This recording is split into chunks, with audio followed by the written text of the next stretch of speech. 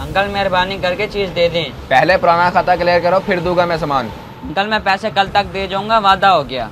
ये वादा तुमने परसों भी किया था। मैं भी सामान पैसों का लेकर आता हूँ। आज के दौर में कोई 1 रुपए का उधार नहीं देता, और मैंने तुम्हें 5,000 का सामान उधार दिया हुआ है। ये तो आपका एहसान है। बाबा दूसरे शहर गए हैं, जैसे ही आएंगे मैं आपका बिल क्लियर करवा दूंगा। तुम जो मर्जी कहते रहो, मैंने नहीं देना सामान। अब तुम जाओ यहाँ से। हमारे अपने भी 1000 खर्चे होते हैं, तुम्हें पूरी दुकान उठाकर उधार दे दूं क्या? अच्छा, अगर ऐसी बात है तो जा रहा हूँ मैं। आज के बाद आपकी दुकान पे नहीं आऊँगा मैं। मुझे तो लगता है ये अपने घर वालों से चोरी छुपे आकर सामान लेकर जाता है। ऐसा करता हूँ, इसके बाबा से जाकर मिलता हूँ और अपने पैसे भी वसूल करता हूँ। जी शकील भाई, खैरियत से हैं? हाँ जी, सब खैरियत ही है। आपका बेटा महीना हो गया मुझसे सामान लेकर जाता रहा है। अब जब मैंने उसे पैसों का बोला तो वो नाराज होकर घर आ गया है। पूरा महीना सामान लेता रहे, लेकिन मैंने तो 1-2 दफ़ा भेजा है। बताओ ज़रा कौन सा सामान था? रोज़ की 1 बोतल, लेस और चॉकलेट वगैरह लेता रहा है मुझसे। अच्छा अच्छा, लेकिन वल्लाह मेरे इल्म में ऐसा कुछ भी नहीं है। ये बताओ कितने पैसे देने हैं उसने? अब तक तो 5,000 बन गया है, और वैसे भी आज मैंने उसको चीज़ नहीं दी। 5,000? कमाल है भाई, पूरा महीना वो चीज़ लेकर खाता रहा और आपने मुझे एक दिन भी बताना गवारा नहीं किया। जनाब, आपने खुद ही तो कहा था ये आया करे तो आप इसको सामान दे दिया करना। मेरा ये मकसद था कि घर में जैसे कोई मेहमान वगैरह आता है तो मैं इसको भेज दिया करूंगा, आप इसको सामान दे देना और मैं बाद में आपको पैसे दे दिया करूंगा। इसका ये मतलब तो नहीं है खुद ही रोज चीज़ लेकर खाता रहे। लेकिन जनाब, मुझे क्या पता कि आपके घर मेहमान आया या नहीं। देखा जाए तो इसमें मेरा तो कोई कसूर नहीं है। और मेरे पास इतने पैसे नहीं है और ना ही मैं दे सकता हूँ।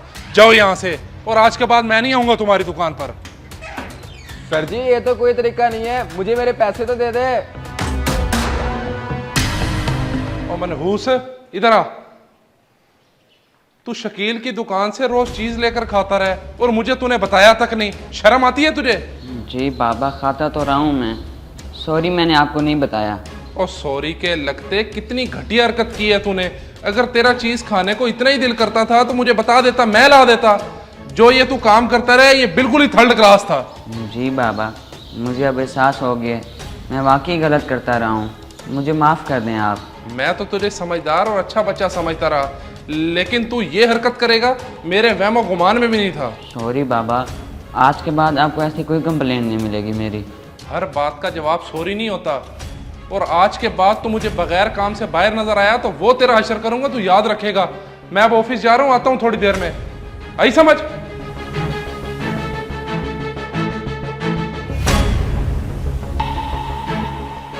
खैर है शज़ेब भाई, थोड़ी देर पहले आपने गली में शोर मचाया हुआ था। बस यार, वो अपना दुकानदार शकील नहीं है, वही आया हुआ था। उसने फजूल में दिमाग खराब कर दिया।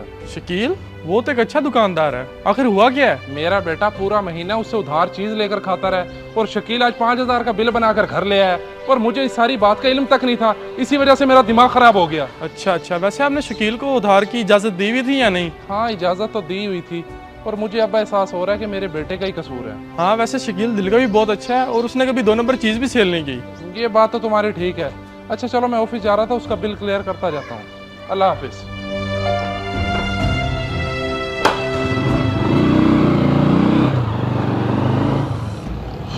ये लो शकील, तुम्हारे 5,000 और माजरत।